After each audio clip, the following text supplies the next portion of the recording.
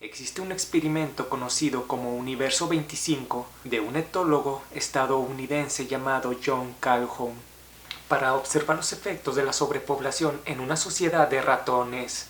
Es importante señalar que este experimento fue repetido 25 veces, de allí el nombre, y todas las veces obtuvo el mismo resultado. Primero veamos de qué se trata este experimento. En un recipiente de aproximadamente 6,5 metros cuadrados se colocaron a 8 ratones, 4 machos y 4 hembras, totalmente sanos.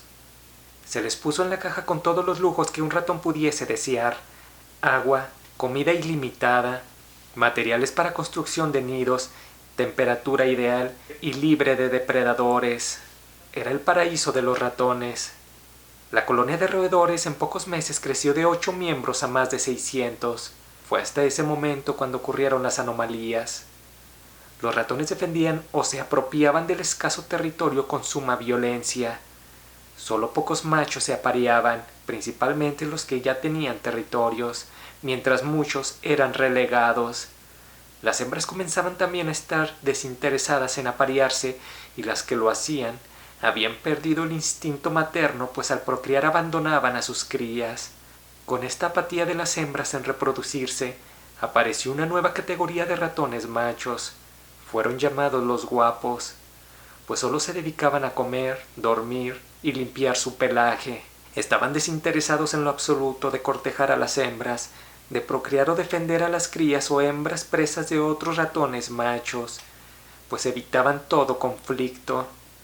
Podría decirse que la apatía de las hembras por los machos provocaba una apatía de los machos por las hembras. Posteriormente, la tasa de población disminuyó drásticamente. Los ratones bebés o jóvenes fueron asesinados o descuidados por los adultos. Los adultos no tuvieron el instinto de desempeñar ningún rol social. Ya nadie se apareaba, y por tanto la mortalidad era del 100%. Al final del experimento, solo sobrevivieron 27 ratones, de los cuales 23 eran hembras y 4 machos. Todos ellos demasiado viejos para poderse aparear. La sociedad de los ratones colapsó. En el día número 1780 del experimento, murió el último habitante del paraíso de los ratones. Ahora cabe hacernos la pregunta: ¿nosotros los seres humanos estamos sobrepoblados? ¿Nuestras sociedades presentan características similares a la de los experimentos de las ratas del etólogo Calhoun? Para responder estas preguntas veamos los siguientes mapas. En esta imagen se puede ver de color rojo donde se conglomera el 5% de la población mundial. De igual forma, en color azul también se muestra otro 5% de la población mundial. En el siguiente mapa podemos ver en color rojo territorios que en conjunto suman el 50% de la población mundial. En otras palabras, la población humana está empalmada y condensada en territorios específicos. Pero si hipotéticamente estuviéramos distribuidos uniformemente a lo largo del planeta, habría un territorio sumamente abundante para cada uno de nosotros. Ahora bien, esto quiere decir que algunos lugares o ciudades o sociedades están sobrepoblados y otros no. Pues resulta que las sociedades más superpobladas, como China o la India, no se caracterizan por ser las sociedades más violentas, como si era el caso de los ratones, cuando había sobrepoblación y luchaban por espacio. Los países con mayor población no están en un punto de abarrotar el espacio, como en el caso del experimento de los ratones. En conclusión, nuestro planeta es sumamente vasto como para estar saturado de personas, como si era el caso de la caja del experimento 25 con respecto a ratones.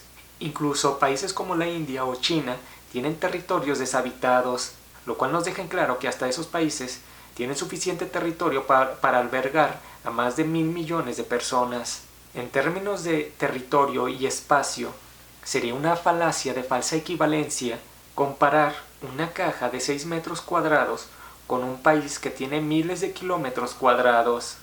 La respuesta entonces a la pregunta de si estamos sobrepoblados es simplemente no. Pero ojo, estamos hablando en términos espaciales. Aquí debemos especificar: no estamos sobrepoblados en términos territoriales o geográficos, pero ¿lo estamos en términos de recursos? En la caja del experimento 25, los ratones tenían espacio limitado, pero recursos prácticamente ilimitados. Con nosotros los seres humanos ocurre lo contrario. Tenemos espacio prácticamente ilimitado, pero recursos limitados. Lo que determinaría la sobrepoblación en nuestro caso no sería la falta de territorio, sino de recursos.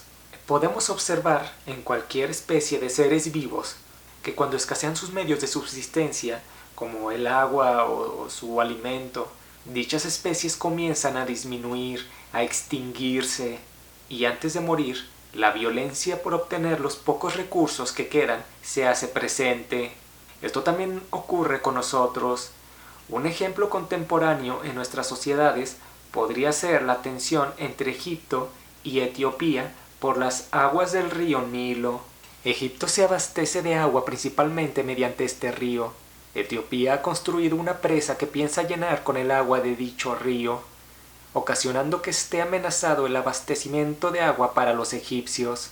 Esta tensión entre países fácilmente puede desencadenar una guerra. Todo mundo sabe que las naciones pueden acceder a conflictos bélicos para obtener recursos, igual que los ratones cuando se peleaban por algo de espacio. Ahora, el crecimiento económico también está muy relacionado con la obtención de recursos, pues mientras haya un crecimiento económico, dicha población puede obtener un mayor número de recursos que antes. Debemos de comprender la importancia del crecimiento económico en un país, pues esto es lo que hace que su población se multiplique, y no tanto su poder adquisitivo o su riqueza. Veamos el caso de África subsahariana, es decir, la región que más crece de población. Dichos países son muy pobres, pero a su vez son los que están teniendo mayor crecimiento económico. Aquí podemos ver una lista de los países que más crecieron en el 2019. La mayoría son países africanos y asiáticos. Los países africanos están pasando de vivir en la peor miseria a tener servicios básicos como electricidad y agua potable. Esta región se está multiplicando como ninguna otra. Cada mujer africana en promedio tiene 5 hijos, mientras cada mujer europea, por ejemplo, tiene 1.5. En otras palabras, la población europea se está reduciendo mientras la población africana se está multiplicando. Y todo ello a pesar de que los europeos tienen una calidad de vida mayor que la de los africanos. Pero la diferencia es que el crecimiento económico en los países europeos se ha estancado, mientras en los africanos va viento en popa. El que la economía o la obtención de recursos se estanque en nuestras sociedades es relativo o tiene las mismas consecuencias a como si en el experimento 25 los ratones hubieran quedado sin espacio. Veíamos que en el caso del experimento 25, cuando el espacio ya estaba reducido, la población de ratones disminuía drásticamente. De igual forma, cuando la economía o la obtención de recursos en una sociedad humana se estanca, también se estanca su natalidad. No importa si dicha sociedad es rica o no. Todo se trata de la perspectiva de mejora en contraposición a la perspectiva de estancamiento o de crisis. Si hay una mejora, aunque sea mínima, en la calidad de vida de un país sumamente pobre, entonces hay más recursos de los que había anteriormente, y por ello estará la perspectiva de mayor abundancia, lo que equivaldrá a una mayor natalidad.